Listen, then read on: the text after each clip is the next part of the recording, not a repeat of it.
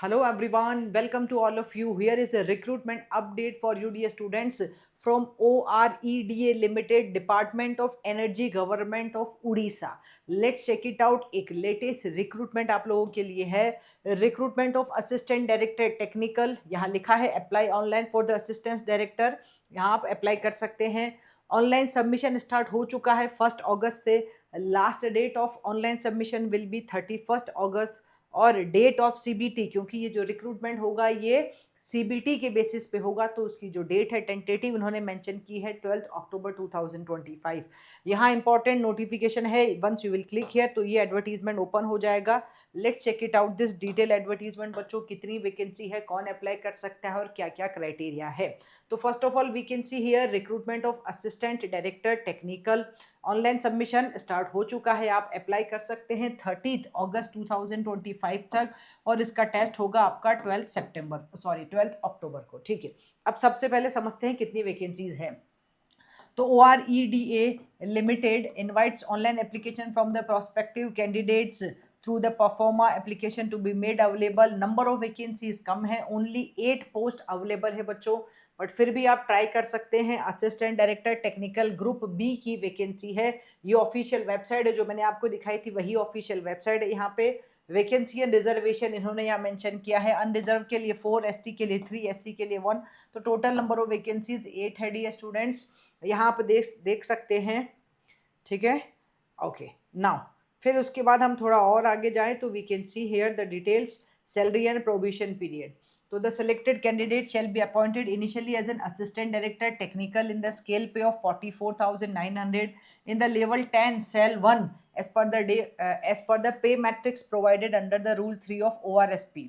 ठीक है, और प्रोबेशन पीरियड रहेगा आपका 1 ईयर का. ये भी इन्होंने मेंशन किया है. अब क्वालिफिकेशन क्या है मैम, कौन अप्लाई कर सकता है, कौन कौन सी ब्रांचेस वाले बच्चे अप्लाई कर सकते हैं. तो here BTech degree in electrical engineering, mechanical engineering, agriculture engineering, production engineering, industrial engineering, electronics and engineering, instrumentation engineering with at least 60% marks in aggregate apply कर सकते हैं. यहाँ सिर्फ BTech रिक्वायर्ड है, उसके बेसिस पे ही आप अप्लाई कर सकते हो. अगर आपके पास 60% मार्क्स है इन द अनरिजर्व कैटेगरी और रिजर्व वालों के पास 50% मार्क्स है तो अप्लाई कर सकते हो. और ये एडिशनल है, कैंडिडेट्स हैविंग डिग्री और PG diploma in renewable energy technologies अगर आपके पास है तो विल बी गिवन प्रेफरेंस.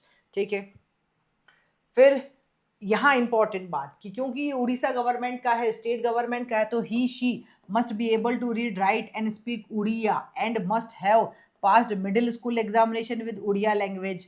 फिर passed high school certificate exam with Odia as a medium, passed in Odia as a language subject. मतलब आपके पास उड़िया लैंग्वेज का अच्छा खासा नॉलेज होना चाहिए, आपको वो कहीं ना कहीं पढ़ी हुई होनी चाहिए, ये इन्होंने कहा है. तभी आप एलिजिबल है, नहीं तो नहीं है.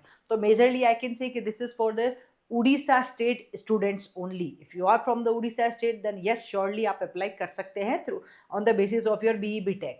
ठीक है, एज यहाँ लिखा है मिनिमम एज 21 ईयर्स लिख रहे हैं और मैक्सिमम एज इन्होंने 42 लिखी है. तो आप अप्लाई कर सकते हैं आराम से. कुछ एज रिलैक्सेशंस है अकॉर्डिंग टू दिस वन, आप प्लीज़ चेक करें और अच्छे से फिर आप अप्लाई कर सकते हैं. ठीक है, ऑलराइट. ये एज रिलैक्सेशन के बारे में इन्होंने कुछ लिखा है. फिर मेडिकल फिटनेस भी होगी, उसके बाद ही फाइनल सिलेक्शन होगा. You can check it out. कुछ और एलिजिबिलिटी कंडीशंस लिखी है. Candidate must be a citizen of India होना चाहिए. ठीक है, ओके. नाउ अब बात करते हैं सबसे इंपॉर्टेंट सिलेक्शन प्रोसीजर. तो सिलेक्शन प्रोसेस इन्वॉल्व्स CBT बेटा, computer based test and personal interview. Eligible candidates will be called for the CBT comprising 100 numbers of multiple choice question. और उसमें CBT में क्या होने वाला है, डोमेन नॉलेज, मतलब जो भी आपका है उसमें आपको होना चाहिए English, Odia, GK, maths and reasoning. और दो दो पार्ट है, एक तो डोमेन नॉलेज और एक है आपका मतलब इन सारी लैंग्वेजेस का mixer. English, Odia, GK, maths and reasoning का 40% रहेगा और डोमेन आपका टेक्निकल का 60% रहेगा. CBT होगा आपका 2 आवर्स का. Syllabus for the CBTs provide उन्होंने वहाँ नीचे प्रोवाइड किया है, आप वहाँ चेक कर सकते हैं. There shall be no negative marking. Candidate जो qualify in the CBT will call for the personal interview. तो पहले तो आपका जो आप फॉर्म फिल करेंगे उसके बेसिस पे दे विल चेक कि either you are eligible for CBT और नॉट. फिर उसके बाद CBT क्लियर करने के बाद वो आपको पर्सनल इंटरव्यू में बुलाएंगे and then the final selection will be there. ठीक है, बस यही लिखा है. On the basis of the merit final selection होगा. मिनिमम क्वालिफाइंग मार्क्स सीबीटी में चाहिए 50%, अनरिजर्व कैटेगरी वाले बच्चों को रिजर्व को 40%, पर्सनल इंटरव्यू में 40% चाहिए और यहाँ भी 40% ही चाहिए। ठीक है। Application fees, yes application fees इन्होंने रखी है फॉर अनरिजर्व और SEBC category 500, for reserve category student this is 200 rupees रखी गई है, जो आपको पे करनी है। ऑनलाइन पेमेंट है, उसके थ्रू आप पे कर सकते हैं। ठीक है। ऑनलाइन एप्लीकेशन फॉर्म और ऑनलाइन पेमेंट होगा, net banking, debit card, credit card के थ्रू आप कर सकते हो। नॉन रिफंडेबल फीस है। ठीक है। सेंटर ऑफ एग्जामिनेशन इन्होंने बताया कहाँ होगा, will be held at the Bhubaneswar, Cuttack, Berhampur, Balangir, Balasore, Sambalpur, Rourkela और जयपुर यहाँ हो सकता है। तो प्लीज़ चेक इट आउट, आप इसको चेक कर ले, उसी के बाद आप फिल करें। ठीक है। जनरल इन्फॉर्मेशन इंस्ट्रक्शंस लिखे हैं बच्चों, पढ़ लेना आराम से। Once you are filling the form, आप हमेशा पूरे इंस्ट्रक्शंस को पढ़ के ही फॉर्म फिल करें। कभी भी जल्दबाजी में नहीं करें कि अच्छा ठीक है ये अच्छा लग रहा है इसको भर देते, नहीं। Please read this carefully and then only you need to fill the form. ठीक है। तो बस फिर हाउ टू अप्लाई, ये रहा ऑनलाइन एप्लीकेशन, अभी हमने आपको दिखाया था, उसको फिर से दिखा देंगे। उसके बाद यहाँ आप फिल कर सकते हैं। ये क्या साइज़ की फ़ोटोग्राफ लगानी है ये भी इन्होंने मेंशन किया है, और कुछ नंबर भी मेंशन किए हैं, तो accordingly that one you can fill.